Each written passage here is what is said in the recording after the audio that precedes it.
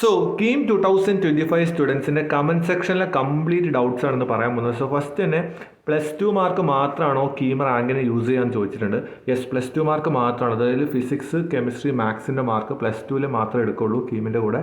അതേപോലെ തന്നെ കീമിൻ്റെ മാർക്ക് കൂടെ എടുക്കും. നെക്സ്റ്റ് എന്ന് പറയുന്നത് ഇമ്പ്രൂവ്മെൻറ്റ് എക്സാമിൻ്റെ റിസൾട്ട് വന്നതിന് ശേഷമാണോ നമ്മുടെ റാങ്ക് ലിസ്റ്റ് വരിക എന്നാണ് ചോദിക്കുന്നത്. അപ്പോൾ നിങ്ങൾ മനസ്സിലാക്കുക, നിങ്ങളുടെ ഇമ്പ്രൂവ്മെൻറ്റ് എക്സാമിൻ്റെ റിസൾട്ട് മീൻസ് സ്കീമിൻ്റെ +2 മാർക്ക് ആഡ് ചെയ്യുന്നതിൻ്റെ ആ ടൈമിൽ വരികയാണെന്നുണ്ടെങ്കിൽ നിങ്ങളുടെ ഇമ്പ്രൂവ്മെൻറ്റ് മാർക്ക് എടുക്കാം.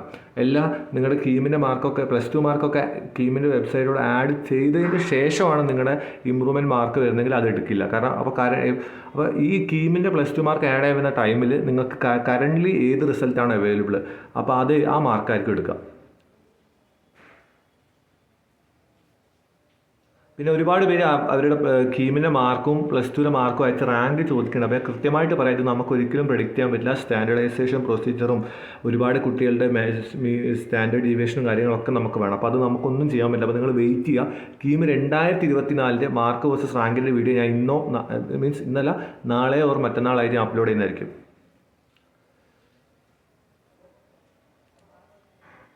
നെക്സ്റ്റ് ഫാർമസിൻ്റെ കാര്യം ഒരുപാട് പേര് ചോദിക്കുന്നത്. ഞാൻ ഫാർമസിനെ കുറിച്ച് എനിക്ക് യാതൊരു ഐഡിയ ഇല്ല. ഞാൻ എഞ്ചിനീയറിങ്ങിൻ്റെ കാര്യം മാത്രമേ കൃത്യമായിട്ട് ഞാൻ ചെയ്യാറുള്ളൂ.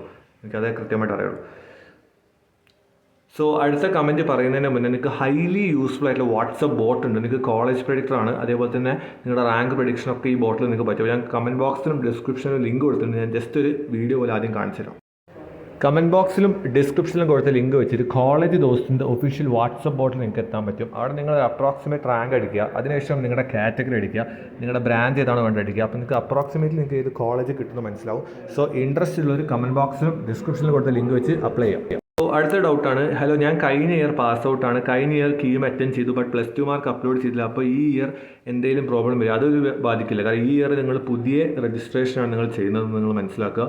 അതേപോലെ തന്നെ പുതിയ രജിസ്ട്രേഷൻ ചെയ്യുമ്പോൾ നിങ്ങൾ പുതിയ റോൾ നമ്പറും ആപ്ലിക്കേഷൻ നമ്പറൊക്കെ ഉണ്ട്. അപ്പോൾ നിങ്ങൾക്ക് കൃത്യമായിട്ട് മാർക്ക് അപ്ലോഡ് ചെയ്യാം. കഴിഞ്ഞ ഇയറും ഈ ഇയറായിട്ട് യാതൊരു ബന്ധമില്ല.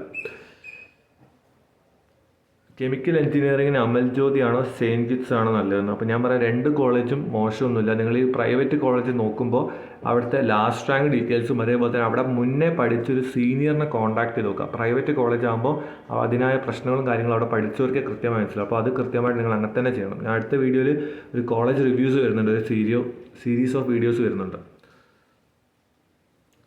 +2 ഗ്രേസ് മാർക്ക് കീമിന് കൺസിഡർ ചെയ്യുമോ? നിങ്ങളുടെ റിസൾട്ട്, അതായത് നിങ്ങളുടെ സ്കോർ ഷീറ്റ് ഉണ്ടാവില്ല, +2 റിസൾട്ട് വന്ന സ്കോർ ഷീറ്റിൻ്റെ അകത്ത് നിങ്ങൾക്ക് ഒരു മാർക്ക് ഉണ്ടാവില്ല. എന്ന് വെച്ചാൽ ഗ്രേസ് മാർക്ക് കൺസിഡർ ചെയ്യുന്നത് വെച്ചാൽ നിങ്ങൾക്ക് +2 ഒരു സ്കോർ ഷീറ്റ് ഉണ്ടാവും, അതിൽ നിങ്ങൾക്കൊരു മാർക്ക് ഉണ്ടാവും 120 100 ആ മാർക്കാണ് ഇതിലൂടെ ആഡ് ചെയ്യേണ്ടത്. നിങ്ങൾ കൂടെ നിങ്ങളുടെ സ്കോർ ഷീറ്റും കൂടി അപ്ലോഡ് ചെയ്യേണ്ടി വരും. അപ്പോൾ നിങ്ങൾക്ക് ഗ്രേസ് മാർക്ക് അതിലുണ്ടെങ്കിൽ നിങ്ങൾക്ക് അത് എടുക്കാം. ബിടെക് കമ്പ്യൂട്ടർ സയൻസ് എടുക്കുന്നവർക്ക് +2 കമ്പ്യൂട്ടർ സയൻസിൻ്റെ മാർക്ക് നോക്കുമോ? ഇല്ല, +2 കമ്പ്യൂട്ടർ സയൻസിൻ്റെ മാർക്ക് നോക്കേണ്ട കാര്യമില്ല. കാരണം നിങ്ങൾ ഫിസിക്സ്, കെമിസ്ട്രി, മാത്സിൻ്റെ മാർക്ക് മാത്രമേ +2 നോക്കുള്ളൂ. കമ്പ്യൂട്ടർ സയൻസിൻ്റെ മാർക്കൊന്നും നോക്കില്ല. അതുപോലെ തന്നെ ബയോളജിക്കാർക്കും അങ്ങനത്തെ പ്രശ്നങ്ങളൊന്നുമില്ല.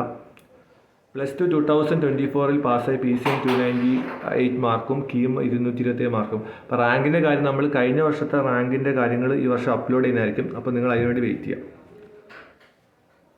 ലാസ്റ്റ് ഇയർ ഡീറ്റെയിൽസും എല്ലാ ബ്രാഞ്ചിൻ്റെയും പറയുന്നു. ഓക്കെ, നമ്മൾ നെക്സ്റ്റ് എന്ന് പറഞ്ഞു കഴിഞ്ഞാൽ പ്ലാൻ ചെയ്യുന്ന വീഡിയോസൊക്കെയാണ് അത്. അപ്പം വീഡിയോസ് ഉടനെ തന്നെ വരും.